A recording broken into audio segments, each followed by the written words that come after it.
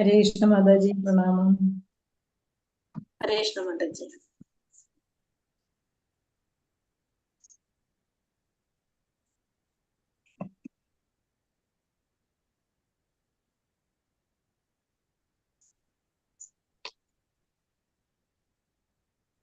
हरे कृष्णा। ओम नमो भगवते वासुदेवाय। ओम नमो भगवते वासुदेवाय।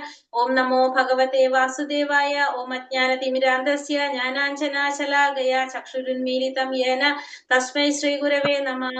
नमो विष्णुपादाय कृष्णप्रेष्ठाय भूतले श्रीमते भक्तिवेदान्त स्वामिनिधि नामिने। नमस्ते सारस्वते देवे गौरवाणी प्रचारिणे निर्विशेष शून्यवादी पाश्चात्य देशधारिणे। जय श्री कृष्ण चैतन्य प्रभु नित्यानंद श्री अद्वैत गदाधर श्रीवासादि गौर भक्त वृंद। हरे कृष्ण कृष्ण कृष्ण हरे हरे, हरे राम राम राम हरे हरे। हरे कृष्ण। ശ്രീ ശ്രീ രാധാ ഗോവിന്ദ് ടെമ്പിൾ ഇസ്കോൺ മാംഗ്ലൂരിന്റെ ഭക്തിരസാമൃത സിന്ധു ക്ലാസ്സിലേക്ക് എല്ലാവർക്കും സ്വാഗതം. ഹരേ കൃഷ്ണ. എല്ലാവർക്കും പ്രണാമം. ഹരേ കൃഷ്ണ മാതാജി പ്രണാമം. കൃഷ്ണ മാതാജി പ്രണാമം. നമ്മുടെ സമയം പോയില്ലെന്ന്. നമുക്ക് ഇന്ന് ഒന്നാമത്തെ അധ്യായം പരിശുദ്ധ ഭക്തിയുടെ സേവനത്തിന്റെ സവിശേഷ ലക്ഷണങ്ങൾ.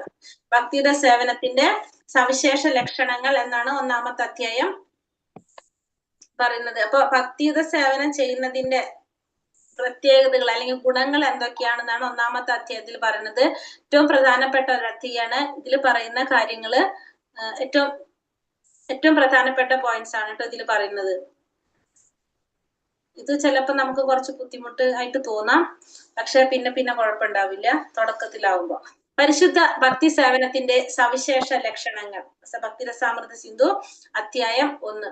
ശ്രീ ശ്രീ രാധാ ഗോവിന്ദ് കി ജയ്, ശീല പ്രഭുപാദ് കി ജയ്. അപ്പൊ ഏതൊക്കെയാണ് ഭക്തിയുടെ സേവനത്തിന്റെ സവിശേഷ ലക്ഷണങ്ങൾ എന്ന് പറയുന്നത്? നമുക്ക് ഭക്തിയുടെ സേവനം ചെയ്യുന്നത് കൊണ്ടുള്ള ഗുണങ്ങൾ അതാണ് ഈ പറയുന്നത്. എന്തൊക്കെയാണെന്ന് പറയുന്നത്. അപ്പൊ അത് ഭക്തിയുടെ സേവനത്തിന്റെ ഗുണങ്ങൾ എന്ന് പറയുന്നത് 6 സവിശേഷതകളാണ് പറയുന്നത്. 6 ഗുണങ്ങളാണ് ഭക്തിയുടെ സേവനത്തിന്റെ പറയുന്നത്. 6 ഗുണങ്ങളാണ് പറയുന്നത് ഭക്തിയുടെ സേവനത്തിന്റെ. ഒന്നാമത്തത് ക്ലേശാഗ്നി. ഒന്നാമത്തെ ഗുണം എന്താണ്? ക്ലേശാഗ്നി എന്നാണ് പറയുന്നത്. ക്ലേശാഗ്നി എന്ന് പറയുന്നത് എല്ലാ തരത്തിലുള്ള ഭൗതിക ദുഃഖങ്ങളിൽ നിന്നും മോചനം തരുന്നു. അപ്പൊ നമ്മളെ ഭക്തിയുടെ സേവനം ചെയ്യുന്നത് കൊണ്ടുള്ള ഗുണം ഫസ്റ്റ് പറയുന്നത് ക്ലേശാഗ്നി. എല്ലാ വിധത്തിലുള്ള ഭൗതിക ദുഃഖങ്ങളിൽ നിന്നും നമുക്ക് എന്ത് നൽകുന്നു?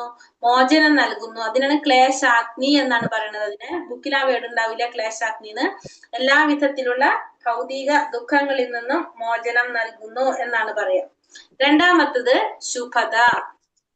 ശുഭത എന്ന് പറഞ്ഞാല് എല്ലാ മംഗളങ്ങളും നൽകുന്നു. എല്ലാ മംഗളങ്ങളുടെയും തുടക്കം.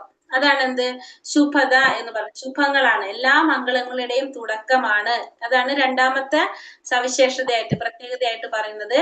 എല്ലാ മംഗളങ്ങളുടെയും തുടക്കം, അതാണ് ശുഭത. മൂന്നാമത്തെ പറയുന്നത് മോക്ഷ ലഘുക്തകൃത്. മോക്ഷം പോലും ആഗ്രഹിക്കുന്നില്ല. ഭക്തിയുടെ സേവനത്തിൽ ഭക്തി ചെയ്യുന്ന ഒരു വ്യക്തി എന്തുപോലും ആഗ്രഹിക്കുന്നില്ല. ഭക്തിയുടെ സേവനം ചെയ്യുന്നവർക്ക് മോക്ഷം പോലും വേണ്ട അവർക്ക്. അതാണ് മൂന്നാമത്തെ പറയുന്നത്.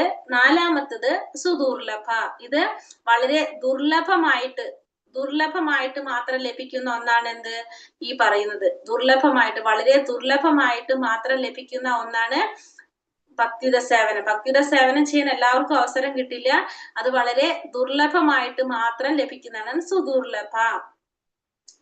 അടുത്തത് സാന്ദ്രാനന്ദ വിശേഷാത്മ. അത് അതീന്ദ്രിയമായ ആനന്ദത്തിൽ എത്തിക്കുന്നു. ഭക്തിയുടെ സേവനം നമ്മളെ അതീന്ദ്രിയമായ ആനന്ദത്തിലേക്ക് എത്തിക്കുന്നു എന്നുള്ളതാണ് സാന്ദ്രാനന്ദ വിശേഷാത്മ എന്ന് പറയുന്നത്. ലാസ്റ്റത്തെ പോയിന്റ്, 6ാമത്തെ പോയിന്റ് എന്താ പറഞ്ഞ? ശ്രീകൃഷ്ണ ആകർഷണി. കൃഷ്ണനെ ആകർഷിക്കാനുള്ള ഏക മാർഗമാണ് എന്ത്? ഭക്തിയുടെ സേവനം. ഭക്തിയുടെ സേവനത്തിലൂടെ മാത്രമേ നമുക്ക് ആരെ ആകർഷിക്കാൻ സാധിക്കുള്ളൂ? ഭഗവാനെ ആകർഷിക്കാൻ സാധിക്കുള്ളൂ. ഭഗവാനെ ആകർഷിക്കാനുള്ള ഏക മാർഗമാണ് ഈ ഭക്തിയുടെ സേവനം എന്ന് പറയുന്നത്. അപ്പൊ ഭക്തിയുടെ സേവനം ചെയ്യുന്നതിന്റെ അല്ലെങ്കിൽ പരിശുദ്ധ ഭക്തിയുടെ സേവനത്തിന്റെ സവിശേഷ ലക്ഷണങ്ങൾ അല്ലെങ്കിൽ ഗുണങ്ങളാണ് നമ്മൾ ഈ പറഞ്ഞത്. ഇത് ശരിക്കും ഒരു ശ്ലോകമാണ്. ഈ പറയുന്നത് നമ്മളെ ബുക്കിൽ ശ്ലോകമായിട്ട് ഇല്ല എന്ന് പറഞ്ഞില്ല. അപ്പൊ ഇത് പറയുന്നത് ഇങ്ങനെയാണ്: ക്ലേശാഗ്നിശുപത മോക്ഷലക്ക് ഉക്തകൃത് സുദുർലഭ സാന്ദ്രാനന്ദ വിശേഷാത്മാ ശ്രീകൃഷ്ണാകർഷണീചസ. അതാണ് ശ്ലോകം വരുന്നത്. അപ്പൊ നമ്മളെ ബുക്കുള്ളവർക്ക് മനസ്സിലാക്കാം. നമുക്ക് അത് കൊടുത്തിരിക്കുന്നത് ആ പോയിന്റ് അല്ല, അതിന്റെ അർത്ഥാണ്. എല്ലാ തരത്തിലുള്ള ഭൗതിക ദുഃഖങ്ങളിൽ നിന്നും മോചനം, എല്ലാ മംഗളങ്ങളുടെയും തുടക്കം, അങ്ങനെ കൊടുത്തിട്ടുണ്ടാവുക. ഈ ക്ലേശാഗ്നി ശുഭത മോക്ഷ ലഘുക്തകൃത് സുദുർലഭ സാന്ദ്രാനന്ദ വിശേഷാത്മ ശ്രീകൃഷ്ണ ആകർഷണി ഇത് ഉണ്ടാവില്ല. ഈ 6 പോയിന്റ് ആണ് നമ്മുടെ ഭക്തിയുത സേവനത്തിന്റെ ലക്ഷണങ്ങൾ അല്ലെങ്കിൽ ഗുണങ്ങളായിട്ട് പറയുന്നത്. എന്തൊക്കെയാണ്? ഒന്ന്, നമ്മൾ എല്ലാ തരത്തിലുള്ള ദുഃഖങ്ങളിൽ നിന്നും മോചനം, അതിനെ പറയുന്നതാണ് ക്ലേശാഗ്നി. രണ്ടാമത്തത്, എല്ലാ മംഗളങ്ങളുടെയും തുടക്കം. നമുക്ക് ഭക്തിയുത സേവനം ചെയ്യുമ്പോൾ എല്ലാ തരത്തിലുള്ള മംഗളങ്ങളും നമുക്ക് കിട്ടും, മംഗളങ്ങളുടെ തുടക്കമാണ്. അതാണ് നമ്മൾ പറഞ്ഞ ശുഭത. പിന്നെ മോക്ഷം പോലും നമ്മൾ ആഗ്രഹിക്കുന്നില്ല. പിന്നെ സുദുർലഭ, വളരെ വിരളമായിട്ട് നമുക്ക് ലഭിക്കുന്നതാണിത്. ഭക്തിയുത സേവനം ചെയ്യാൻ എല്ലാവർക്കും അവസരം കിട്ടില്ല. അത് വളരെ വിരളമായിട്ടാണ് എന്ത് ലഭിക്കുന്നത്? ഭക്തിയുത സേവനം ചെയ്യാനുള്ള അവസരം കിട്ടുന്നത്. അതീന്ദ്രിയമായ ആനന്ദത്തിൽ നമ്മൾ എത്തിക്കുമെന്ത്? ഭക്തിയുത സേവനം. ശ്രീകൃഷ്ണനെ ആകർഷിക്കാനുള്ള ഒരേ ഒരു മാർഗം എന്ത് മാത്രമാണ്? ഭക്തിയുത സേവനം മാത്രമാണ് എന്ന് പറയുന്നു. അപ്പൊ ഇത് ശ്ലോകം പറയുന്നത് എങ്ങനെയാണ്? ഇതിന്റെ ക്ലേശാഗ്നിശുഭത മോക്ഷ ലഘുക്തകൃത് സുദുർലഭ സാന്ദ്രാനന്ദ വിശേഷാത്മാ ശ്രീകൃഷ്ണാകർഷണീചസ. ശ്ലോകം പഠിക്കാനല്ല പറയുന്നത്, പക്ഷെ ഇത് ഒരു ശ്ലോകമാണെന്ന് ഞാൻ പറഞ്ഞെന്ന് മാത്രമേ ഉള്ളൂ കേട്ടോ. നമുക്ക് പക്ഷെ ഈ 6 പോയിന്റ് നമ്മൾ പഠിക്കേണ്ടതാണ്. ക്ലേശാഗ്നി ശുഭത മോക്ഷ ലഘുക്തകൃത് സുദുർലഭ സാന്ദ്രാനന്ദ വിശേഷാത്മാ ശ്രീകൃഷ്ണാകർഷണി, അങ്ങനെ പഠിക്കാം. അതിന്റെ മീനിങ് എന്താണെന്നും കൂടി അറിയണം. ക്ലേശാഗ്നി വെച്ചാല് എല്ലാ തരത്തിലുള്ള ഭൗതിക ദുഃഖങ്ങളിൽ നിന്നും മോചനം, ശുഭത എല്ലാ മംഗളങ്ങളുടെയും തുടക്കം, മോക്ഷ ലഘുക്തർക്ക് മോക്ഷം പോലും ആഗ്രഹിക്കുന്നില്ല, സുദുർലഭ വളരെ വിരളമായിട്ട് മാത്രം ലഭിക്കുന്നതാണ്, സാന്ദ്രാനന്ദ വിശേഷാത്മ അതീന്ദ്രിയമായ ആനന്ദത്തിൽ എത്തിക്കുന്നു, ശ്രീകൃഷ്ണാകർഷണി ഭഗവാനെ ആകർഷിക്കാനുള്ള ഏക മാർഗം എന്താണ്? ഇതാണ്, ഭക്തിയുത സേവനമാണ്. ഈ 6 പോയിന്റ് ഈ അധ്യായം മുഴുവനും ഇനി ഈ ഓരോ പോയിന്റിനെ വിവരിക്കുന്നതാണ് ഈ അധ്യായം പറയുന്നത്. അപ്പൊ ഇതില് നമ്മള് ഇനി ഒരു കാര്യം കൂടി നമുക്ക് ഇതിൽ പറയാം. ക്ലേശാഗ്നി ശുഭത മോക്ഷ. അപ്പൊ ഇതിൽ പറയുന്ന 6 പോയിന്റ്. അപ്പൊ ഫസ്റ്റ് തുടക്കത്തിൽ തന്നെ പറയുന്നത് ശ്രീമദ് ഭാഗവതത്തില് 12-13 ശ്ലോകത്തിൽ 29 അധ്യായത്തിലെ 13 സ്കന്ധത്തില് കപില മഹർഷി തന്റെ അമ്മയ്ക്ക് നൽകുന്ന ഉപദേശങ്ങളുടെ കൂട്ടത്തില് പറയുന്നുണ്ട് ഭക്തിയുത സേവനത്തിന്റെ സവിശേഷ ലക്ഷണങ്ങളെ കുറിച്ച് പറയുന്നത്. ഇപ്പൊ എന്താ പറയുന്നത് വെച്ചിട്ടുണ്ടെങ്കിൽ, ഭൗതികമായ ലാഭങ്ങളിലോ ദാർശനികമായ ഊഹാപോഹങ്ങളിലോ താല്പര്യമില്ലാത്ത ശുദ്ധ ഭക്തന്മാര് അവരുടെ മനസ്സ് എന്റെ സേവനത്തിൽ മാത്രം നിരതമായിരിക്കുന്നത് കൊണ്ട് എന്റെ സേവനത്തിനുള്ള അവസരം ഒഴികെ മറ്റൊന്നും എന്നോട് ആവശ്യപ്പെടാൻ താല്പര്യമല്ല. അവർക്ക് ഭഗവാന്റെ ധാമത്തിൽ കഴിയാനുള്ള അനുവാദത്തിന് പോലും അവർ അപേക്ഷിക്കുന്നില്ല. അപ്പൊ അതായത് ഭക്തിയുത സേവനത്തില് താല്പര്യമുള്ള സേവനത്തിൽ ചെയ്തിരിക്കുന്നവർ, ഭക്തിയുത സേവനം ചെയ്തിരിക്കുന്നവർക്ക് ഭഗവാനുള്ള സേവനം ചെയ്യാനുള്ള അവസരം ഒഴികെ അവർക്ക് വേറെ ഒന്നും ആവശ്യമില്ല എന്നാണ് ഇവിടെ ആര് പറയുന്നത്? 23 സ്കന്ധം 29 അധ്യായം 12-13 ശ്ലോകങ്ങളിലെ കപിലദേവൻ അമ്മയ്ക്ക് നൽകുന്ന ഉപദേശത്തിൽ പറയുന്നതാണ്. കപില മഹർഷി പറയുന്നതാണ് ഭക്തിയുത സേവനം ചെയ്യുക, അതായത് ഭഗവാന്റെ ശുദ്ധ ഭക്തന്മാർക്ക് എന്തു മാത്രമേ ആഗ്രഹമുള്ളൂ? ഭഗവാന് സേവനം ചെയ്യാന്ന് മാത്രമേ അവർക്ക് ആഗ്രഹമുള്ളൂ. അവർക്ക് ഭഗവാന്റെ ധാമത്തിൽ ഭഗവാനോടൊപ്പം താമസിക്കാനുള്ള അനുവാദം പോലും അവർ അപേക്ഷിക്കുന്നില്ല. അവർക്ക് എന്തുമാത്രം മതി? ഭഗവാന് സേവനം ചെയ്താൽ മാത്രം മതി എന്നാണ് ഇതിൽ പറയുന്നത്. ഭഗവത് സേവനം ചെയ്യാനായിട്ട് മാത്രമാണ് ആരാഗ്രഹിക്കുന്നത്? ശുദ്ധ ഭക്തന്മാർ ആഗ്രഹിക്കുന്നതാണ്. ഭാഗവതത്തില് 3 സ്കന്ധത്തിൽ 20 അധ്യായത്തില് 12-13 ശ്ലോകങ്ങളില് കപിലദേവൻ തന്റെ അമ്മയ്ക്ക് കൊടുക്കുന്ന ഉപദേശങ്ങളുടെ കൂട്ടത്തിൽ പറയുന്നതാണത്. ഭക്തന്മാരൊരിക്കലും എന്താഗ്രഹിക്കുന്നില്ല? അവരൊരിക്കലും ഭഗവാന്റെ ധാമത്തിൽ കഴിയാനുള്ള അനുവാദം അവർക്ക് വേണ്ട, അവർക്ക് മുക്തി മോക്ഷം ഒന്നും വേണ്ട. അവർക്ക് എന്തുമാത്രം മതി? ഭഗവാന് സേവനം ചെയ്യുക, ഭഗവാന്റെ സേവനത്തിൽ ഏർപ്പെട്ടുകൊണ്ടിരിക്കാനുള്ള അവസരം, അത് മാത്രമാണ് അവര് ആഗ്രഹിക്കുന്നത്. വേറെ ഒന്നും അവർ ആഗ്രഹിക്കുന്നില്ല എന്നാണ് പറയുന്നത്. പിന്നെ നമ്മൾ 5 തരത്തിലുള്ള മുക്തി നമ്മൾ പഠിച്ചിട്ടുണ്ട്. ഏതൊക്കെയാണ് 5 തരത്തിലുള്ള മുക്തി? ഓർമ്മയുണ്ടോ? സായുജ്യം, സാമീപ്യം, സാലോക്യം, സാരൂപ്യം, സാഷ്ട്യം, അല്ലെ? ഓർമ്മയുണ്ടോ? സായുജ്യം, സാലോക്യം, സാരൂപ്യം, സാമീപ്യം, സാഷ്ട്യം. സായുജ്യം എന്ന് പറഞ്ഞാല് ഭഗവാനിൽ ലയിക്കുക, ഭഗവാനിൽ ലയിക്കുന്നതാണ് എന്ത്? സായുജ്യമുക്തി. സായുജ്യമുക്തി എന്ന് വെച്ചാൽ ഭഗവാനിൽ ലയിക്കുന്നത്. സാരൂപ്യം എന്ന് പറയുന്നത് ഭഗവാന്റെ രൂപത്തിലാകുന്നതാണ് സാരൂപ്യമുക്തി. സാമീപ്യം എന്ന് പറഞ്ഞാല് ഭഗവാന്റെ ധാമത്തിൽ വസിക്കുന്നതാണ് സാമീപ്യം.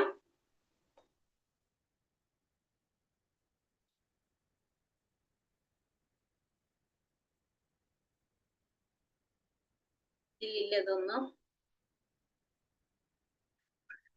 ഭഗവാന്റെ എന്താ പറഞ്ഞത് ധാമത്തിൽ വസിക്കുന്നത് സാമീപ്യം.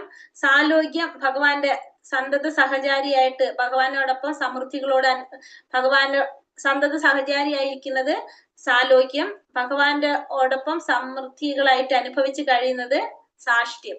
ഇത് നമ്മൾ ഓൾറെഡി പറഞ്ഞിട്ടുണ്ട്. ഇത് 5 എണ്ണം ഭഗവാന്റെ ഈ മുക്തികളെ കുറിച്ച് 5 തരത്തിലുള്ളത്.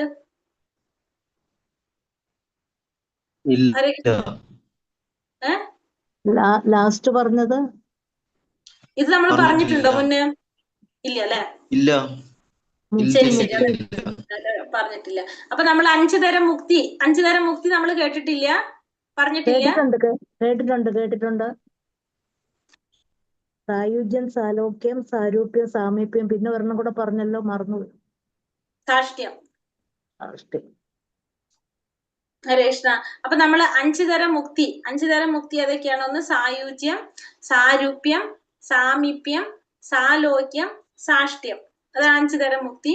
അതിൽ സായുജ്യ മുക്തി എന്ന് പറഞ്ഞാൽ ഭഗവാനിൽ ലയിക്കുന്നതിനാണ് എന്ത് പറയുന്നത്? സായുജ്യ മുക്തി എന്ന് പറയുന്നത്. രണ്ടാമത്തത് സാരൂപ്യം, ഭഗവാന്റെ രൂപത്തിലാകുന്നതിന് നമ്മൾ എന്ത് പറയും? സാരൂപ്യം എന്ന് പറയും. സാരൂപ്യം, ഭഗവാന്റെ രൂപത്തിലാകുന്നത് സാരൂപ്യം. ഭഗവാന്റെ ധാമത്തിൽ കഴിയുന്നത് സാമീപ്യം. ഭഗവാന്റെ സന്തത സഹചാരിയായിട്ടിരിക്കുന്നത് സാലോക്യം. ഭഗവാന്റെ സമൃദ്ധികള്, ഭഗവാന്റോടൊപ്പം സർവ്വസമൃദ്ധികളും അനുഭവിച്ച് കഴിയാൻ സാധിക്കുന്നത് സാഷ്ട്യം. ഇങ്ങനെ 5 തരത്തിലുള്ള മുക്തിയാണ് ഉള്ളത്. ഇതില് ശുദ്ധ ഭക്തന്മാര് ഭഗവാന്റെ സാഷ്ട്യം എന്ന് വെച്ചിട്ടുണ്ടെങ്കില് ഭഗവാനോടൊപ്പം സമൃദ്ധികൾ, എല്ലാ സമൃദ്ധികളും എല്ലാം അനുഭവിച്ച് കഴിയാൻ സാധിക്കുന്നത് സാഷ്ട്യം. സർവ്വസമൃദ്ധികളും അനുഭവിച്ച് കഴിയാൻ സാധിക്കുന്നത് സാഷ്ട്യം.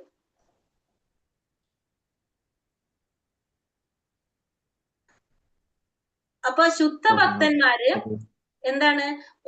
ഈ പറഞ്ഞ ഈ 5 മുക്തികളും, ഒന്നാമത്തെ മുക്തി ഒരിക്കലും ഭക്തർ ചിന്തിക്കുന്ന പോലും ഇല്ല. ഒന്നാമത്തെ മുക്തി ഏതാണ്? സായുജ്യ മുക്തി. ഇത് വെച്ചിട്ടൊരു കാര്യമില്ല അല്ലെ, ഇപ്പൊ മാറ്റിട്ട്. ഒന്നാമത്തെ മുക്തി ഏതാണ്? സായുജ്യ മുക്തി. ഈ സായുജ്യ മുക്തി ഭക്തന്മാര് അവഗണിക്കുന്നതാണ്. ഭക്തന്മാർക്ക് ഒരിക്കലും ഇഷ്ടമില്ലാത്തതാണ് എന്ത്? ഒന്നാമത്തെ മുക്തിയെ കുറിച്ച് പറയുന്നത് പോലും അവർക്ക് ഇഷ്ടമല്ല. ഒന്നാമത്തെ മുക്തി ഏതാണ്? സായുജ്യ മുക്തി. എന്ന് വെച്ചാൽ ഏതാണ്? എങ്ങനെയാണ്? ഭഗവാനിൽ ലയിക്കുകയല്ല ചെയ്യുന്നത്. എന്താണ്? ഭഗവാനിലാണോ ലയിക്കുന്ന സായുജ്യ മുക്തിയില്? അങ്ങനെയല്ലേ പറഞ്ഞേ?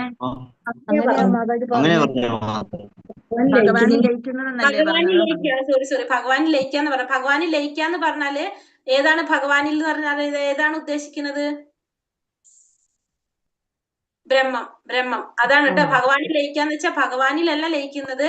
അത് നിങ്ങൾ തിരിച്ചു എഴുതിക്കോളൂ. ബുക്കിൽ കൊടുത്തിരിക്കുന്ന ഭഗവാനിൽ ലയിക്കാന്നാണ്. പക്ഷെ ഭഗവാനിലല്ല ലയിക്കുന്നത്. അതെങ്ങനെയാണ്? ആ ബ്രഹ്മത്തില്, പ്രകാശത്തില് അല്ലെ?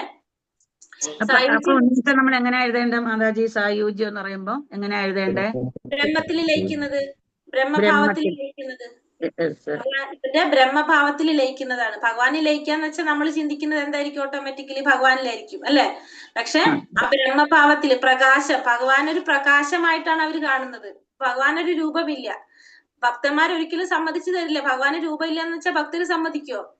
കാരണം ഭഗവാന് സച്ചിദാനന്ദ രൂപമുണ്ട്. അതുകൊണ്ട് ഭക്തന്മാർ ഒരിക്കലും ചിന്തിക്കാത്ത, അല്ലെങ്കിൽ അവര് മൈൻഡ് ചെയ്യാത്തതാണ് എന്ത്? സായുജ്യമുക്തി എന്ന് പറഞ്ഞപ്പോ ഭഗവാൻ ആ പ്രകാശത്തിൽ ലയിക്കുന്നതിനാണ് നമ്മൾ എന്ത് പറയണത്? സായുജ്യമുക്തി എന്ന് പറഞ്ഞപ്പോ ഭക്തര്, ശുദ്ധ ഭക്തന്മാര്, ഭഗവാന് സേവനം ചെയ്യുന്ന ഭക്തന്മാരൊരിക്കലും ആഗ്രഹിക്കാത്ത ഇതാണ് എന്ത്? സായുജ്യമുക്തി.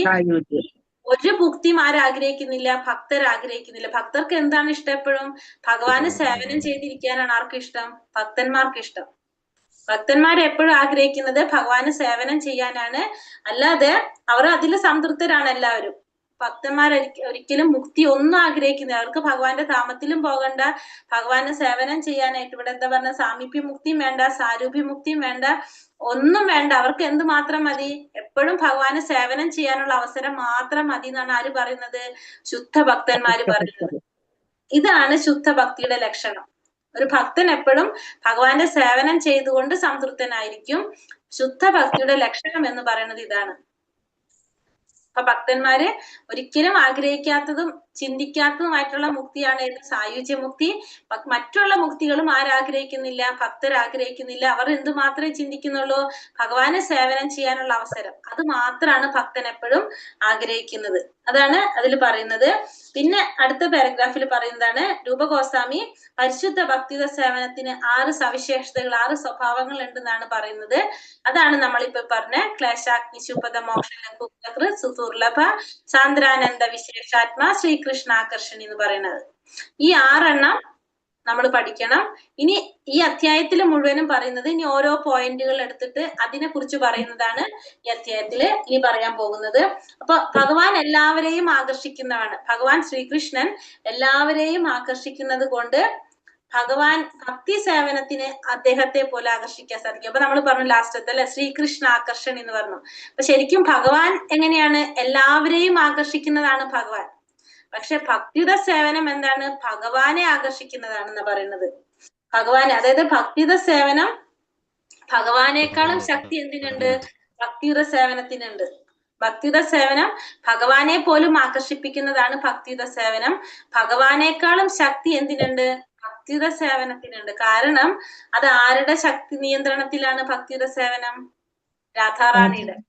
രാധാറാണിയുടെ, ഭഗവാന്റെ അന്തരംഗ ശക്തിയായിട്ടുള്ള രാധാറാണിയുടെ നിയന്ത്രണത്തിലാണ് ഭക്തിയുടെ സേവനം എന്ന് പറയുന്നത്. നമ്മൾ ഹരേ കൃഷ്ണ മഹാമന്ത്രം ചൊല്ലുമ്പോ ആ മഹാമന്ത്രത്തിന്റെ അർത്ഥം എന്താണ് പറയുന്നത്? ഹരേ പറഞ്ഞ രാധാറാണി എന്നല്ലേ? ഹരേ കൃഷ്ണ മഹാമന്ത്രത്തിന്റെ അർത്ഥം എന്താണ് നമ്മൾ ഉദ്ദേശിക്കുന്നത്? നമ്മൾ എന്ത് വിചാരിച്ചിട്ടാണ് ചൊല്ലുന്നത്? അല്ലയോ ഭഗവാനെ, അല്ലയോ രാധാറാണി, അങ്ങയുടെ ഭക്തി സേവനത്തിൽ എന്നെയും കൂടെ ഉൾപ്പെടുത്തണേ എന്നല്ലേ പറയുക. അതായത് നമ്മൾ പ്രാർത്ഥിക്കുന്ന എന്താണ്? നമുക്ക് ഭഗവാന്റെ സേവനം ചെയ്യാനുള്ള അവസരം തരണേന്ന് രാധാറാണിയോട് പ്രാർത്ഥിക്കുകയാണ് നമ്മള്. ഭക്തിയുടെ സേവനം ചെയ്യാനുള്ള അവസരം തരണം. ഭക്തിയുടെ സേവനത്തിന്റെ കൺട്രോളർ ആരുടെ കയ്യിലാണ്? അപ്പോ രാധാറാണിയുടെ കയ്യിൽ. അപ്പൊ രാധാറാണിയുടെ കയ്യിലായതുകൊണ്ട് അത് ഭഗവാനെ പോലും ആകർഷിക്കുന്നതാണ് എന്ത്? ഭക്തിയുടെ സേവനം. ഭക്തിയുടെ സേവനം എന്ന് പറഞ്ഞാല് ഭഗവാനേക്കാൾ ശക്തിയുണ്ട്. അപ്പൊ അതുകൊണ്ട് പെട്ടെന്ന് ആർക്കും എന്ത് കിട്ടില്ല? ഭക്തിയുടെ സേവനം ചെയ്യാനുള്ള അവസരം തരില്ല. കാരണം ഭക്തിയുടെ സേവനം ഭഗവാനെ പോലും ആകർഷിക്കുന്നതാണത്. അപ്പൊ രാധാറാണിയുടെ കൺട്രോളിൽ നിയന്ത്രണത്തിലുള്ളതാണ്. അപ്പൊ നമ്മൾ ഇങ്ങനെ പ്രാർത്ഥിച്ചുകൊണ്ടിരിക്കുകയാണ്, നമുക്ക് ഭക്തിയുടെ സേവനം ചെയ്യാനുള്ള അവസരം തരണേന്ന് പ്രാർത്ഥിക്കുന്നു.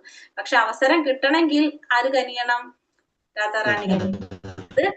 അപ്പൊ അതാണ് നമുക്ക് മനസ്സിലാക്കണം. അപ്പൊ എന്താ പറയാ, ഭക്തിയുടെ സേവനം ഭഗവാനെ പോലും ആകർഷിക്കുന്നതാണ്. കാരണം ഭഗവാനേക്കാളും ശക്തി എന്തിനുണ്ട്? ഭക്തിയുടെ സേവനത്തിനുണ്ട്. അപ്പൊ ഭക്തിയുടെ സേവനം ചെയ്യുന്നതാണ് ഏറ്റവും ശ്രേഷ്ഠമായിട്ട് പറയുന്നത്. അത് അതീന്ദ്രിയമാണ്, ഭഗവാനേക്കാളും ശക്തിയുള്ളതാണ്. കാരണം അത് ആരുടെ നിയന്ത്രണത്തിലാണ്? രാധാറാണിയുടെ അന്തരംഗ ശക്തിയായിട്ടുള്ള, ഭഗവാന്റെ അന്തരംഗ ശക്തിയായിട്ടുള്ള രാധാറാണിയുടെ നിയന്ത്രണത്തിലാണ് ഭക്തിയുടെ സേവനം എന്ന് പറയുന്നത്.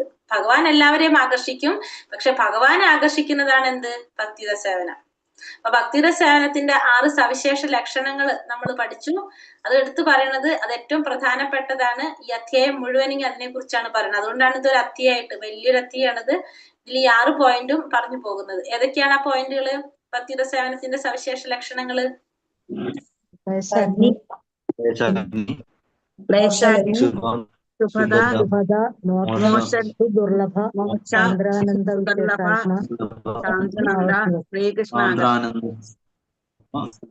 ശ്രീകൃഷ്ണാകർഷണി അല്ലെ? അത് ക്ലേശാഗ്നി ശുഭത മോക്ഷ സുദുർലഭ സാന്ദ്രാനന്ദ വിശേഷാത്മാ ശ്രീകൃഷ്ണാകർഷണി. ശ്ലോകം അതാണ്. 17ാമത്തെ ശ്ലോകാണ് ശരിക്കും ഭക്തിരസാമൃത സിന്ധുവിലെ 17ാമത്തെ ശ്ലോകാണ് ഈ പറയുന്നത്. ഒന്നാമത്തെ ക്ലേശാഗ്നി എന്ന് വെച്ചാൽ എന്താ അർത്ഥാക്കണത്? എല്ലാ തരത്തിലുള്ള ഭൗതിക ദുഃഖങ്ങളിൽ നിന്നും മോചനം. മോചനം, എല്ലാ തരത്തിലുള്ള ഭൗതിക ദുഃഖങ്ങളിൽ നിന്നുള്ള മോചനമാണ് ക്ലേശാഗ്നി. ശുഭത എന്ന് പറഞ്ഞാല് എല്ലാ മംഗളങ്ങളുടെയും തുടക്കമാണ്. സാന്ദ്രാനന്ദ വിശേഷാത്മ എന്ന് പറഞ്ഞാല് സാന്ദ്രാനന്ദ വിശേഷം മോക്ഷം പോലെ ബുക്കില് ബുക്കുള്ളവരോട് ഒരു തിരുത്ത് പറഞ്ഞുതരാം. ബുക്കില് 3-ാമത്തെ പോയിന്റ് പറയുന്നത് സാന്ദ്രാനന്ദ വിശേഷാത്മയാണ് കേട്ടോ. 3-ാമത്തെ പോയിന്റ് സാന്ദ്രാനന്ദ വിശേഷാത്മയാണ്.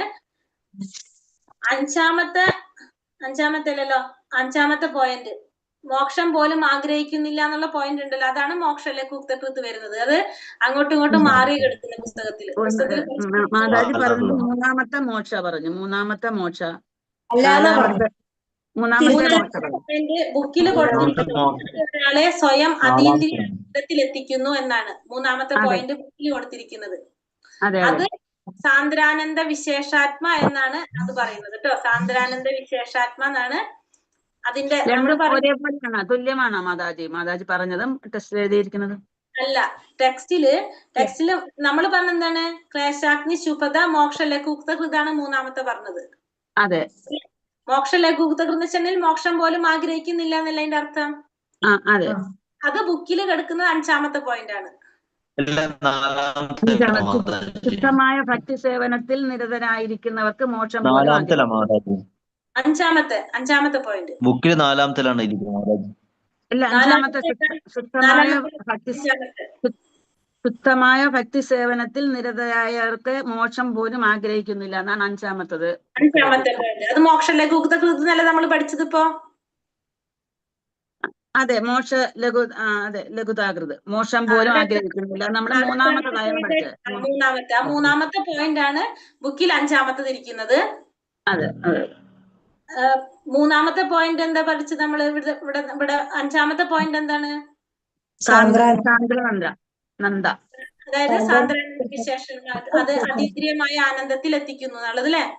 അതെ, അതാണ് 3-ാമത്തെ പോയിന്റ് കിടക്കുന്നത്. അത് 5-ാമത്തെയാണ്. പ്രഭുവിന്റെ ബുക്കിൽ എങ്ങനെയാ വന്നിരിക്കുന്നത്? ഇങ്ങനെ തന്നെ ആവണല്ലോ. വ്യത്യാസം ആരെ പറഞ്ഞു? ഇവിടെ 3-ാമത്തെ അതീന്ദ്രിയ പുസ്തകത്തില് അത് 5-ാമത്തെ ആക്കണോ?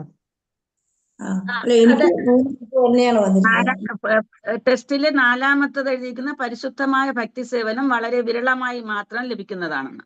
അതാണ് 4-ാമത്തെ ഇല്ല, 3ഉം 5ഉം ആണ് അങ്ങോട്ടും ഇങ്ങോട്ടും മാറിക്കിടക്കുന്നത്. അതെ, 3-ാമത്തത് എത്തിക്കുന്നു. 3-ാമത്തെ സാന്ദ്രാനന്ദ വിശേഷാത്മ അല്ലെ? അതീന്ദ്രിയാഗ്രഹത്തിൽ എന്ന് പറയുമ്പോ സാന്ദ്രാനന്ദ വിശേഷം. ടെസ്റ്റില് 3-ാമത്തതാണ് നമുക്ക് മാതാജി പറഞ്ഞത്. 5-ാമത്തത്. അപ്പൊ ഓർഡർ ബുക്കിലെ തെറ്റാണ്. ബുക്കിലിരിക്കുന്ന ഓർഡർ തെറ്റാണ്. അത് തിരിച്ച് എഴുതിക്കോളൂ കേട്ടോ. നമ്പർ മാറ്റിയിട്ടാ മതി. 3-ാമത്തെ പോയിന്റ് 5-ാമത്തെ പോയിന്റ് 3-ാമത്തെ വരും. 3-ാമത്തെ പോയിന്റ് 5-ാമത്തിൽ വരും. ശരി ശരി. അപ്പൊ ആ ശ്ലോകം വെച്ചിട്ട് കറക്റ്റ് ആവും. ക്ലേശാഗ്നി ശുഭത മോക്ഷ ലഘുക്തകൃത് സുദുർലഭ സാന്ദ്രാനന്ദ വിശേഷാത്മ ശ്രീകൃഷ്ണാകർഷണി. അപ്പൊ ഇത് നമ്മൾ കാണാതെ പഠിക്കണം. ഈ 6 പോയിന്റ് ഇപ്പൊ നമ്മൾ ഈ എടുത്തതില് 5 മുക്തി നമുക്ക് കാണാതെ പഠിക്കാനുള്ളതാണ്. പിന്നെ ഈ 6 സവിശേഷ ലക്ഷണങ്ങൾ ഉണ്ടല്ലോ, അത് നമ്മൾ കാണാതെ പഠിക്കണം. പിന്നെ നമ്മൾ 12 രസങ്ങൾ പഠിച്ചില്ലേ? 5 പ്രൈമറി രസവും പിന്നെ സെക്കൻഡറി രസമായിട്ട് 5, 7, 12 രസങ്ങള് ഓർമ്മയില്ലേ? അതുകൂടി പഠിക്കാനുണ്ട് കേട്ടോ. അത് ഇത്രയും കാര്യങ്ങൾ ഇപ്പൊ നമ്മള് എടുത്തതില് നമ്മൾ കാണാതെ പഠിക്കാനുള്ളതാണ്.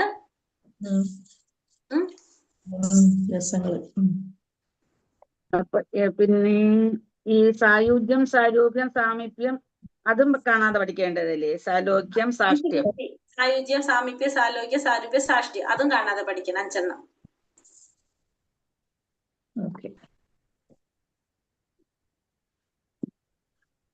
ഇനി സമയം ഉണ്ടാവോ? 5 എത്ര മിനിറ്റ്? 5 എത്ര വരെ ക്ലാസ് എടുക്കാൻ പറ്റും? ഇപ്പൊ നിർത്തണോ അതോ 5 മിനിറ്റും കൂടി എടുക്കണം? 45 വരെ പോകാൻ പറ്റും? 5 മിനിറ്റും കൂടി എടുക്കാം.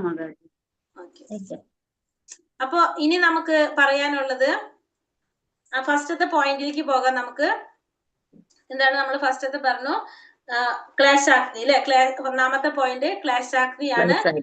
ക്ലേശാഗ്നി. ശുദ്ധമായ ഭക്തിയുത സേവനം എല്ലാ തരത്തിലുള്ള ഭൗതിക ദുഃഖങ്ങളിൽ നിന്നും മോചനം നൽകുന്നു. അപ്പൊ എല്ലാ തരത്തിലുള്ള ഭൗതിക ദുഃഖങ്ങളിൽ നിന്നും മോചനം നൽകുന്നതാണ് എന്ത്?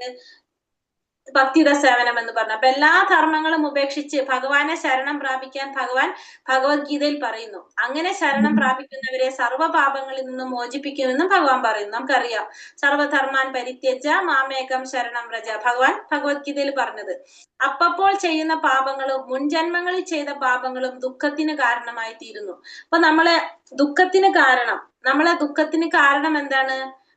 നമ്മൾ ചെയ്ത പാപങ്ങൾ, ഇപ്പൊ ചെയ്യുന്ന പാപങ്ങളും മുൻജന്മ ചെയ്ത പാപങ്ങളും നമ്മളെ ദുഃഖത്തിന് കാരണമാകും. പൊതുവെ പറഞ്ഞാൽ അജ്ഞതയാണ് പാപകർമ്മങ്ങൾക്ക് പ്രേരണം. അപ്പൊ ഈ പാപം ചെയ്യാൻ നമ്മളെ പ്രേരിപ്പിക്കുന്നത് എന്താണ്? അജ്ഞതയാണ് നമ്മുടെ പാപങ്ങൾ ചെയ്യാനായിട്ട് പ്രേരിപ്പിക്കുന്നത്. പക്ഷെ അജ്ഞത കുറ്റവിമോചനത്തിന് കാരണമായി അംഗീകരിക്കപ്പെടുന്നില്ല. പാപകർമ്മങ്ങളുടെ ഫലം അനുഭവിച്ചു തന്നെ കാരണം. അപ്പൊ അജ്ഞത ഒരിക്കലും എന്തല്ല? കുറ്റവിമോചനത്തിന് കാരണമായിട്ട് എന്തിനാ പറയുന്നില്ല? അജ്ഞതയെ പറയുന്നില്ല. അപ്പൊ നമ്മള് ചെയ്ത കർമ്മത്തിന്റെ ഫലം നമ്മൾ അനുഭവിച്ചു തന്നെ തീരണം. അപ്പൊ രണ്ട് തരത്തില് പാപം കർമ്മങ്ങളുണ്ട്. ഒന്ന് പാകമായതും രണ്ടാമത്തത് പാകമാകാത്തതും. അപ്പൊ രണ്ട് തരത്തിലാണ് കർമ്മങ്ങളുള്ളത്. ഒന്ന് പാകമായത്, രണ്ടാമത്തത് പാകമാകാത്തത്.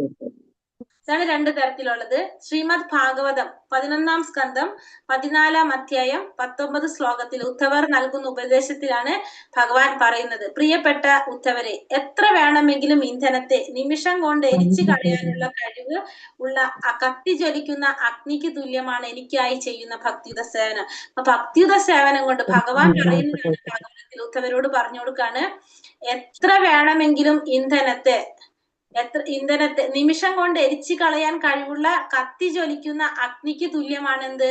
എനിക്കായി ചെയ്യുന്ന ഭക്തിയുത സേവനം. അപ്പൊ ഭഗവാന് വേണ്ടി സേവനം ചെയ്തു കഴിഞ്ഞാല് നമ്മൾ ചെയ്ത എല്ലാ തരത്തിലുള്ള പാപങ്ങളെയും എരിച്ചു കളയാനായിട്ട് സാധിക്കും ഭക്തിയുത സേവനത്തിലൂടെ എന്ന് ഭഗവാൻ പറയുന്നതാണത്.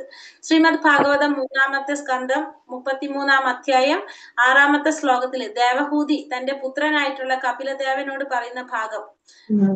9 തരം ഭക്തി സേവനങ്ങളുണ്ട്. ശ്രവണവും കീർത്തനവുമാണ് തുടക്കം. അങ്ങയുടെ ലീലകളെ കുറിച്ച് കേൾക്കുകയോ അങ്ങയെ കീർത്തിക്കുകയോ പ്രണമിക്കുകയോ ധ്യാനിക്കുകയോ തുടങ്ങി 9 ഏതെങ്കിലും ഒരു രീതിയിൽ ഭക്തി സേവനം നടത്തി കഴിഞ്ഞാൽ പട്ടിയെ തിന്നുന്ന നീചനായ ചണ്ടാള വർഗത്തിൽ ജനിച്ചവന് പോലും യാഗാദി കർമ്മങ്ങൾ അനുഷ്ഠിക്കാനുള്ള യോഗ്യനായി തീരും. അപ്പൊ പറയുന്നത് ദേവഹൂതി കപിലദേവനോട് പറയുന്നതാണ്, ഈ നവവിധ ഭക്തി നമുക്കറിയാം: ശ്രവണം, കീർത്തനം, വിഷ്ണു സ്മരണം, പാദസേവനം, അർച്ചനം, വന്ദനം, ദാസി, സാഖ്യം, ആത്മനിവേദനം. ഇത് ഏതെങ്കിലും ഭഗവാന്റെ കീർത്തനം ഭഗവാന്റെ ലീലകളെ കുറിച്ച് കേൾക്കെ, കീർത്തിക്ക്, പ്രണമിക്ക്, ധ്യാനിക്ക്, ഈ 9 എണ്ണത്തില് ഏതെങ്കിലും ചെയ്താല്, അത് പറഞ്ഞ പട്ടിയെ തിന്നുന്ന ചണ്ടാള വർഗത്തിൽ ജനിച്ചവന് പോലും എന്തിന് യോഗ്യനായി തീരും? യാഗാദി കർമ്മങ്ങൾ അനുഷ്ഠിക്കാനുള്ള യോഗ്യനായി തീരും. അത്രയും വിശേഷപ്പെട്ടതാണ് എന്ത്? ഭക്തിയുത സേവനം എന്ന് പറയുന്നത്. ഭക്തിയുത സേവനം എന്ന് പറയുന്നത് അത്രയും പ്രധാനപ്പെട്ടതാണ്. ഇതും കൂടി പറഞ്ഞിട്ട് നമുക്ക് നിർത്താം. അപ്പൊ പാപപൂർണമായിട്ടുള്ള ജീവിത ചക്രത്തെ കുറിച്ചാണ് ഇവിടെ പറയുന്നത്. അതായത് നമ്മൾ പറഞ്ഞു, നമ്മൾ ചെയ്യുന്ന പാപങ്ങൾക്ക് കാരണം എന്താണ്? അജ്ഞതയാണെന്ന് പറഞ്ഞു അല്ലെ? അവിദ്യ. നമ്മൾ പാപം ചെയ്യാൻ കാരണമാകുന്നത് എന്തുകൊണ്ടാണ്? അവിദ്യ കൊണ്ട്, അജ്ഞത കൊണ്ടാണ് നമ്മൾ പാപം ചെയ്യാനായിട്ട് കാരണമാകുന്നത്. അപ്പൊ അവിദ്യ കൊണ്ട് നമുക്ക് എന്തുണ്ടാകും? ആഗ്രഹങ്ങൾ ഉണ്ടാകും. നമുക്ക് അവിദ്യ കാരണം കൊണ്ട്, അജ്ഞാനം കൊണ്ട് നമുക്ക് എന്താ ഉണ്ടാകുന്നത്? ആഗ്രഹങ്ങൾ വരും. ആഗ്രഹങ്ങള് നമ്മള് അജ്ഞത കൊണ്ട് നമുക്ക് ആഗ്രഹങ്ങൾ വരും. ഈ ആഗ്രഹങ്ങൾ കൊണ്ട് നമ്മൾ എന്ത് ചെയ്യും? പാപം ചെയ്യും. നമുക്ക് അജ്ഞത കാരണം കൊണ്ട് നമുക്ക് എന്ത് വരും? ആഗ്രഹങ്ങൾ വരും. ഈ ആഗ്രഹങ്ങൾ കൊണ്ട് നമ്മൾ എന്ത് ചെയ്യാം? പാപം ചെയ്യും. അപ്പൊ പാപം ചെയ്യുമ്പോ നമുക്ക് എന്ത് വരും? ക്ലേശങ്ങൾ ഉണ്ടാകും അല്ലെ? ദുഃഖങ്ങൾ ഉണ്ടാവും. പാപം ചെയ്യുമ്പോ ആ പാപത്തിന്റെ ഫലം നമുക്ക് അനുഭവിക്കേണ്ടതായിട്ട് വരും. അപ്പൊ നമുക്ക് അവിടെ എന്ത് വരും? ക്ലേശങ്ങള് ഉണ്ടാകും. അപ്പൊ അതില് 2 തരത്തില് പാപങ്ങൾ, കർമ്മങ്ങൾ പറയുന്നുണ്ട്. ഒന്ന് പ്രാരാബ്ധം, ഒന്ന് പാപം ചെയ്തിട്ട് നമുക്ക് അതിന്റെ ഫലം കിട്ടുന്നത്, പ്രകടിപ്പിക്കാത്ത പ്രതികരണങ്ങൾ എന്ന് വെച്ചാല്, ഒന്ന് നമുക്ക് എന്താണ്? പാപം ചെയ്ത് അതിന്റെ ഫലം നമ്മൾ അനുഭവിക്കും. മറ്റേത് അനുഭവിച്ചുകൊണ്ടിരിക്കുന്നത്. പ്രാരാബ്ധം എന്ന് വെച്ചിട്ടുണ്ടെങ്കിൽ നമ്മളിപ്പോ അനുഭവിച്ചുകൊണ്ടിരിക്കുന്നതാണ് എന്ത്? പ്രാരാബ്ധം എന്ന് പറയുന്നത്. നമ്മള് ആ ചെയ്ത കർമ്മത്തിന്റെ ഫലം നമ്മൾ അനുഭവിച്ചു കൊണ്ടിരിക്കുന്നത്. അപ്രാരാബ്ധം എന്ന് പറഞ്ഞാല് നമ്മൾ ഇതുവരെ ആ പാപം ചെയ്തു, അതിന്റെ ഫലം നമ്മൾ അനുഭവിച്ചു തുടങ്ങിയിട്ടില്ല. അതിനെയാണ് എന്ത് പറയുന്നത്? അപ്രാരാബ്ധം എന്ന് പറയുന്നത്. അപ്പൊ രണ്ട് തരത്തില് പാപത്തിന്റെ ഫലങ്ങൾ രണ്ട് തരത്തില് നമുക്ക് വരും. ഒന്ന് പ്രാരാബ്ധവും, രണ്ടാമത്തത് അപ്രാരാബ്ധവും. ഒന്ന് നമ്മൾ ചെയ്ത കർമ്മത്തിന്റെ ഫലം അനുഭവിച്ചു തുടങ്ങി കഴിഞ്ഞാൽ അതെന്താണ്? അതാണ് പ്രാരാബ്ധം എന്ന് പറയുന്നത്. മറ്റേത് അനുഭവിച്ചു തുടങ്ങാത്തത്, അതാണ് എന്ത്? അപ്രാരാബ്ധം എന്ന് പറയുന്നത്. ഇവിടെ നമുക്ക് ഇത്രയും മനസ്സിലാക്കാം. ക്ലേശാഗ്നി എന്ന് വെച്ചാൽ നമ്മള് ദുഃഖത്തിൽ നിന്ന് മോചനം നേടുന്നു പറഞ്ഞു. അപ്പൊ നമ്മള് ക്ലേശത്തിന് കാരണം എന്താണെന്ന് നമ്മൾ പറഞ്ഞു. നമ്മുടെ ക്ലേശത്തിന് കാരണം അവിദ്യ. ക്ലേശത്തിന് കാരണം അവിദ്യയാണ്. അപ്പൊ അവിദ്യ കൊണ്ട് നമുക്ക് എന്തുണ്ടാവും? ഭൗതികമായിട്ടുള്ള ആഗ്രഹങ്ങൾ ഉണ്ടാകും. ആഗ്രഹങ്ങൾ ഉണ്ടാകുമ്പോ നമ്മൾ എന്ത് ചെയ്യും? പാപം ചെയ്യും. പാപം ചെയ്യുമ്പോ നമുക്ക് എന്ത് വരും? ക്ലേശങ്ങൾ ഉണ്ടാവും. പാപം ചെയ്യുമ്പോ നമുക്ക് ക്ലേശങ്ങൾ വരും. പാപം ചെയ്യുമ്പോ നമുക്ക് ദുഃഖങ്ങൾ ഉണ്ടാകുമല്ലോ, ക്ലേശങ്ങൾ ഉണ്ടാവും. അപ്പൊ ഈ പാപത്തിന്റെ രണ്ട് പ്രതികരണങ്ങൾ നമുക്ക് പറയാം. എന്താണ് രണ്ട് പ്രതികരണങ്ങൾ വരുന്നത്? ഒന്ന് പ്രാരാബ്ധവും, രണ്ട് അപ്രാരാബ്ധവും. പ്രാരാബ്ധം എന്ന് വെച്ചാല് പാകമായത്, അപ്രാരാബ്ധം എന്ന് വെച്ചിട്ടുണ്ടെങ്കിൽ പാകമാകാത്തത്. പാകമായത് എന്ന് വെച്ചിട്ടുണ്ടെങ്കിൽ ഫലം കിട്ടി തുടങ്ങി, മറ്റേത് ഫലം കിട്ടിയിട്ടില്ല. ഫലം കിട്ടിയിട്ടില്ല, ഒരെണ്ണം ഫലം കിട്ടി തുടങ്ങി. ഫലം കിട്ടി തുടങ്ങിയതിന്റെ എന്താണ്? നമ്മളത് അനുഭവിച്ചു കൊണ്ടിരിക്കുകയാണ്, അല്ലെങ്കിൽ നമ്മൾ അനുഭവിച്ചു കഴിഞ്ഞു. അതാണ് ഫലം കിട്ടി തുടങ്ങിയത്, പ്രാരാബ്ധം. ഇനി പ്രാരാബ്ധമല്ലാത്ത അപ്രാരാബ്ധം എന്താണ്? അതിങ്ങനെ അവിടെ എന്തായിട്ട് കിടക്കാണ്? വിത്തായിട്ട് കിടക്കാണ്. കൂടം എന്ന് വെച്ചാൽ വിത്തായിട്ട് കിടക്കുന്നതിനെയാണ് കൂടം എന്ന് പറയുന്നത്. കൂടം എന്ന് പറയാ. ആ വിത്തായിട്ട് കിടക്കുന്നത് പിന്നെ വീണ്ടും എന്താണ് അത് വരുന്ന സംഭവിക്കുന്നത്? വീണ്ടും അത് പ്ലാൻ ചെയ്യും. വീണ്ടും അത് ബീജമാകും. ബീജം എന്ന് വെച്ചിട്ടുണ്ടെങ്കിൽ വീണ്ടും അതവിടെ എന്ത് വരും? ആഗ്രഹങ്ങൾ ഉണ്ടാകും. ആഗ്രഹങ്ങൾ ഉണ്ടാകുമ്പോൾ വീണ്ടും പാപം ചെയ്യും. പിന്നെ നമുക്ക് പ്രാരബ്ധം, അപ്രാരബ്ധം, അതിങ്ങനെ സർക്കിള് പോലെ ഇങ്ങനെ വന്നുകൊണ്ടിരിക്കും. ഞാനതൊന്ന് മാറ്റിക്കോട്ടെ.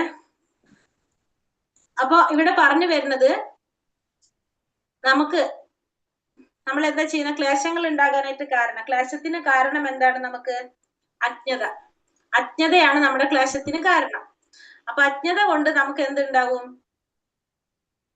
നമുക്ക് പാപം ചെയ്യാനായിട്ട് ഭൗതികമായ ആഗ്രഹങ്ങൾ ഉണ്ടാവും. അജ്ഞത കാരണം കൊണ്ടാണ് ഭൗതികമായ ആഗ്രഹങ്ങൾ ഉണ്ടാകുന്നത്. ആ ആഗ്രഹങ്ങൾ ഉണ്ടാകുമ്പോ നമ്മൾ എന്ത് ചെയ്യും? പാപം ചെയ്യും. പാപം ചെയ്യുമ്പോ നമുക്ക് ക്ലേശങ്ങൾ ഉണ്ടാകും. ഇത്ര വരെ എല്ലാവർക്കും ഓക്കെയാണോ? ഓക്കെയാണ്.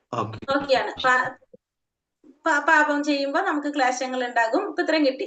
ഇനി പാപത്തിന് രണ്ട് തരത്തിൽ പ്രതികരണം ഉണ്ടാവും. ഒന്ന്, നമ്മൾ ആ പാപം ചെയ്തതിന്റെ ഫലം നമ്മൾ അപ്പൊ തന്നെ അനുഭവിക്കും.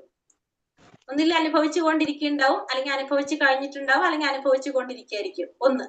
രണ്ടാമത്തത്, അതൊന്നും അനുഭവിച്ചിട്ടില്ല, അതവിടെ വിത്തായിട്ടിരിക്കും. നമ്മൾ ചെയ്തിട്ടുള്ളതിന്റെ വിത്തായിട്ട് അവിടെ കിടക്കും.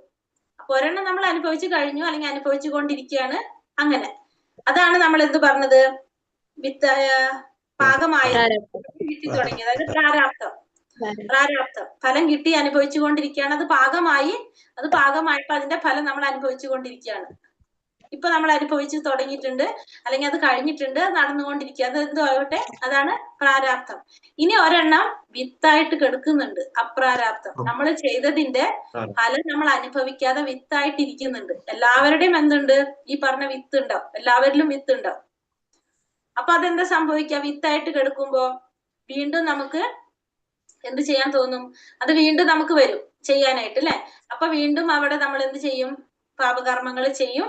അപ്പൊ വീണ്ടും ഈ പറഞ്ഞ പോലെ തന്നെ ആ സർക്കിൾ ഇങ്ങനെ വന്നുകൊണ്ടിരിക്കും. ഇതിനെല്ലാത്തിനും കാരണം എന്താണ്? അപ്പോ അജ്ഞത. എല്ലാത്തിന്റെ കാരണം അജ്ഞതയിൽ നിന്നാണ്, അവിദ്യയിൽ നിന്നാണ് നമ്മൾ തുടങ്ങുന്നത്. അവിദ്യയിൽ നിന്നാണ് നമുക്ക് ആഗ്രഹങ്ങൾ ഉണ്ടാകുന്നതും ഇതിങ്ങനെ നമ്മൾ എന്ത് ചെയ്യുന്നതും പാപം ചെയ്യാൻ പ്രേരിപ്പിക്കുന്നതും പാപം ചെയ്യുന്നതും. അപ്പോഴാണ് നമുക്ക് പ്രാരാബ്ധ കർമ്മം, അപ്രാരാബ്ധ കർമ്മം വരുന്നത്. പ്രാരാബ്ധ കർമ്മം എന്ന് പറഞ്ഞാൽ നമ്മൾ അനുഭവിച്ചു.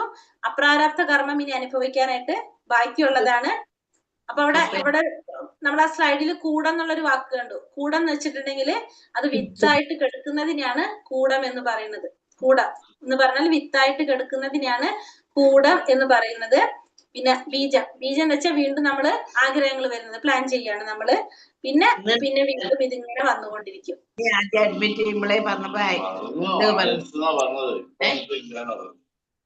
ഹരീഷ്ണ, ഇപ്പൊ ഈ പറഞ്ഞത് മനസ്സിലായോ? മനസ്സിലായി മാതാജി. ഇതിന്റെ ഒരു ശ്ലോകം ഉണ്ട് ശരിക്കും നമ്മളെ ഭഗവത്ഗീതയിൽ നമ്മൾ ശ്രദ്ധിച്ചിട്ടില്ലേ അത്. ഇപ്പൊ നമ്മളത് പറയുമ്പോ പറയാം. ഇതിനെ കുറിച്ച് പറയുന്ന ഒരു ശ്ലോകാണ്. അപ്രാരാബ്ധ ഫലം പാപം കൂടം ബീജം ഫലോന്മുഖം ക്രമേണൈവാപ്രളീയത്തെ വിഷ്ണു ഭക്തിരതാത്മനം. പത്മപുരാണത്തില് പറഞ്ഞ ഭഗവത്ഗീതയിലെ 9-ാമത്തെ അധ്യായത്തിലെ 2-ാമത്തെ ഭാവാർത്ഥത്തില്